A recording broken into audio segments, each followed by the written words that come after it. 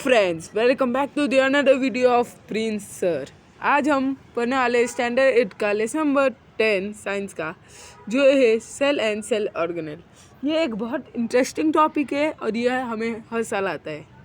इसीलिए अब बिना किसी देरी के करते हैं हम अपने वीडियो को स्टार्ट। हमारा ये पहला टॉपिक है स्ट्रक्चर ऑफ सेल। सेल क्या है? सेल एक फंडामेंटल और स्ट्रक्चरल यूनिट है हमारे बॉडी का, और वो हर एक लिविंग ऑर्गेनिज्म में होता है। बेसिकली हम क्लासिफाई करते हैं 3 सेल को: animal cell, plant cell and bacteria cell. जो हमें स्क्रीन पर 2 ही दिख रहे हैं क्योंकि तीसरा का इमेज मुझको इतना क्लियर नहीं मिला, इसीलिए। अब अपने अगले टॉपिक को हम देखते हैं। हमारा दूसरा टॉपिक है component of cell. Cell wall. Cell wall क्या है? जो हमारे सेल को प्रोटेक्ट करता है। बच्चे को मालूम है इतना, हम उसको डीप में पढ़ेंगे। Cell wall is found around the cell of algae, fungi and plants. Cell wall हमेशा एल्गे, फंगे और प्लांट्स के पास में ही रहता है। Animal cell lack cell wall. Animal cells को सेल वॉल नहीं रहता। And it is elastic and a strong coat around the cell membrane. वो एक फैलने वाला कंपोनेंट है हमारे सेल के पास। ये ज़्यादातर कंपोज होता है carbohydrates like cellulose and pectin. Function तो देखना ज़रूरी है सेल वॉल के, बिना उसके एग्जाम में मार्क्स कहाँ से मिलेंगे। Function of cell: support and protect the cell and preventing excess water in the cell. वो हमारे सेल को प्रोटेक्ट करता है और वो पानी आने और जाने से भी प्रोटेक्ट करता है हमारे सेल को। अब हम अपने अगले टॉपिक को देखते हैं। ये प्लाज्मा मेम्ब्रेन हमारे इसमें सेल में बहुत ही काम करता है। It is the flexible and फैल के मतलब फ्लेक्सिबल होता है, और इलास्टिक मतलब फैलने वाला कवरिंग, जो सेपरेट करता है हमारे cell component from the outer environment. जैसे वो O2 और CO2 को एग्जिट और इनहेल करने में काम आता है। वो हम अपने अगले लेसन में देखेंगे। तब तक plasma membrane is to be selectively permeable. उसको सिलेक्टिवली प्रीमेम्बल क्यों कहा गया है वो नीचे दिखाया हमने बताया। While to prevent substances due to the property useful molecules water, salt, oxygen enter the cell, CO2 exits the cell। वो हमें ऑक्सीजन वाटर से सब बचाता है और CO2 को एग्जिट करता है, O2 कन्वर्ट करके ग्लूकोज से वो केमिकल रिएक्ट होता है। अब हम अपने अगले टॉपिक को देखते हैं। साइटोप्लाज्म क्या है? ये बच्चे का सवाल है। Cytoplasm is a fluid between the membrane and nucleus. It is moving sticky substance. मैंने जहाँ पे ये दिखाया डायग्राम में, न्यूक्लियस बीच में होता है और सेल मेम्ब्रेन एकदम लास्ट में, और बीच में जो बचा खुचा रहता है वो है हमारा साइटोप्लाज्म। बाद में many cell organelle are suspended in cytoplasm. Cytoplasm is medium of cellular chemical reactions. बहुत सारे साइटोप्लाज्म में बहुत सारे ऑर्गेनेल सस्पेंड रहते हैं, इसीलिए उसमें ज़्यादातर केमिकल रिएक्शन होते हैं। The part of cytoplasm other than organelle is cytosol. जो ये साइटोप्लाज्म से अलग है उसको साइटोजोल कहते हैं। उसको हम आगे पढ़ेंगे, तब तक हम आगे देखते हैं। Cytosol stores whittle substances like amino acid, glucose, vitamin. Cytosol बहुत सारी चीज़ों को स्टोर करता है, जैसे कि अमीनो एसिड, ग्लूकोज और विटामिन को, जो हमारे बॉडी के लिए बहुत इफेक्ट है और वो सेल में बहुत काम आते हैं। In animal cell, cytoplasm is guaranteed and while the plant cell is thin, mostly pushed in the perimeter due to the larger central vacuum। देखो समझो, अब एनिमल सेल में साइटोप्लाज्म ग्रेन्युलर डेनोज है, while the plant cell में it is thin, वो बहुत thin है और वो पुश करता है फिनेरी को due to it the central vacuole. अब हम अपने अगले टॉपिक को देखते हैं। हम process of substance travelling in cell. Cell के अंदर चीज़ें ट्रैवल कैसे होते हैं? पहले ही process of cellular energy. Cellular energy मतलब सेल के अंदर का एनर्जी कैसे आता है। पहले एंडोसाइटोसिस, इसके नाम से ही पता चल रहा है कि कुछ अंदर लेना। इसे to gulf and engulf food to the outer substances from the outer environment. वो फूड को लेता है और बाद में उसको रिलीज़ करता है।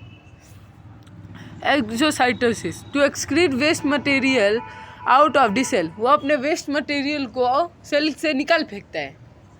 ऐसे बाद में process to travel water in this, पहले हमारा diffusion, small entry of small molecules like O2 और CO2। डिफ्यूज़न हमेशा CO2 और O2 को ही अंदर आने देता है। बाद में osmosis, the travelling from a water to a part is less और मोर देन, वो कम हो या ज़्यादा उसको ट्रैवल करने के लिए लगता है। हम देखते हैं वो 3 टाइप में, इसीलिए हम आगे देखते हैं। और हमारे 3 सॉल्यूशन है, तो सॉल्यूशन हमने ओमोसिस देखा तो उसके पार्ट है। पहला है हमारा isotonic solution, medium of outside water and inside water same proportion. हमारे सेल के अंदर और बाहर सेम प्रोपोर्शन में वाटर होंगे तो उसे आइसोटोनिक सॉल्यूशन कहेंगे। Hypotonic solution, the cell has less water than the outside medium, so the cell enters the water enter the cell, this is called endosmosis. ये सेल में अगर कम पानी है तो बाहर से थोड़ा पानी लेगा, इसी को एंडोसाइटिस कहते हैं। एग्जाम्पल के लिए हमारे रेनिस मतलब किशमिश, उनको अगर पानी में रखते हैं तो वो पानी सोख लेते हैं। Hypotonic solution, the cell has the more water than the outside medium, so the water come out of the cell. अगर हमारे सेल के पास ये ज़्यादा वाटर है बाहर के द्वारा, तो इक्वल करने के लिए वो सेल को में से निकालेगा, बाहर करेगा, इसको ही हम हाइपोटोनिक सॉल्यूशन कहते हैं। अब ये सेल ऑर्गेनेल क्या होता है हमारे बॉडी में? An organelle is specified by submitting specific function with the cell. ऐसे बहुत स्पेसिफिक फंक्शन जो सेल के साथ करता है उसे सेल ऑर्गेनेल कहते हैं। अब हम देखते हैं हमारे न्यूक्लियस क्या करता है। Nucleus is covered by the double layer membrane with the small pores. हमारा ये न्यूक्लियस कवर रहता है दो लेयर के मेम्ब्रेन से। The porous passage of the material and out of the nucleus, एक पोरस है जो सिर्फ अलाउ करता है कुछ ही चीज़ों को न्यूक्लियस में आने के लिए।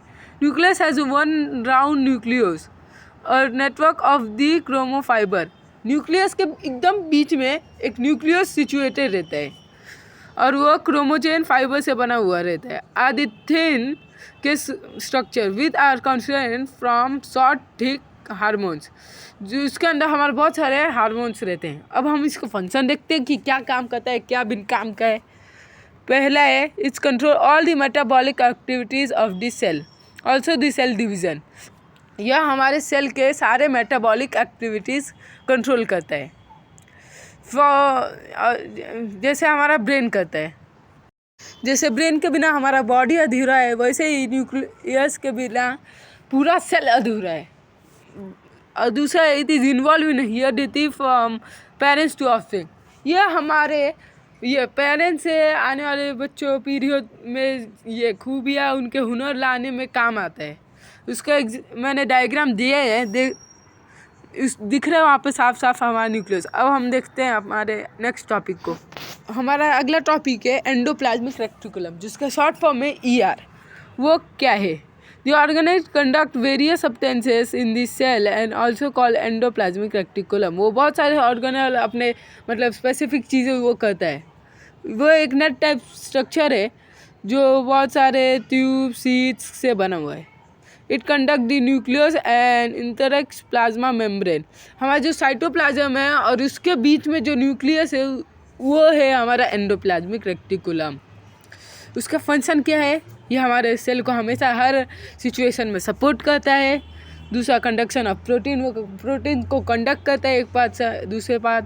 Toxin have enter the body side and the cell called endoplasmic reticulum has a net like structure. ये शायद 2 बार ये हो चुका है। फंक्शन वो कट करते हैं।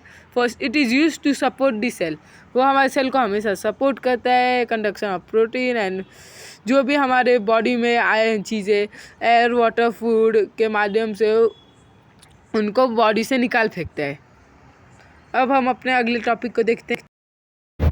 ये है हमारा गोल्गी कॉम्प्लेक्स, सीधा साधा मासूम जिसे समझते होगे, वो तो छुपा रुस्तम है, वो बहुत सारे अपने अंदर ही काम करता है। It is made up of 5 to 8 hollow vesicle and flats placed parallel to each other. These sacs are called cristae। वो बहुत सारे 5 से 8 हेलो से बना है, उसके बीच में जो गैस है उसको क्रिस्टल कहते हैं, और वो फिल रहता है बहुत सारे एंजाइमिन से। उसके फंक्शन है, Golgi complex is a secretary organ of a cell, it's modifies short packages material synthesize in the cell. वो एक सेक्रेटरी ऑर्गन है, वो मॉडिफाइज करता है शॉर्ट पैकेजेस को और सिंथेसाइज करता है सेल को। And it help for deformation of cell wall and plasma membrane. वो सेल वॉल और प्लाज्मा मेम्ब्रेन देखे कितने सुपर स्टफ निकला, ये सेल वॉल और प्लाज्मा मेम्ब्रेन को सपोर्ट करता है, इसीलिए ये बहुत ही यूज़फुल ऑर्गन है सेल का।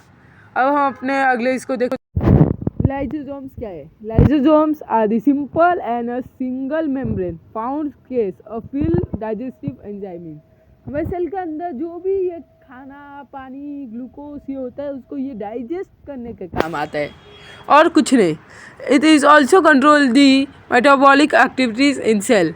ये हमारे न्यूक्लियस को भी मदद करता है काम में। लाइसोसोम डाइजेस्ट दी वेस्ट, वो वेस्ट को डाइजेस्ट कर लेता है, हजम कर लेता है। Function is destroy the viruses and bacteria attack the cell. वो जो भी बैक्टीरिया वायरसेस अटैक करते हैं हमारे सेल को, उसको ये बर्स्ट कर देता है, ख़त्म कर देता है।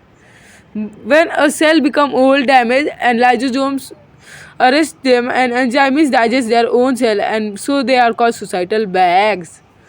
वो जब कोई भी सेल पुराना हो जाता है तो उसको ख़त्म कर देता है, ब्लास्ट कर देता है उसके अंदर, और वो उसको डाइजेस्ट कर लेता है, इसलिए उसको सोसाइटल बैग भी कहा गया है।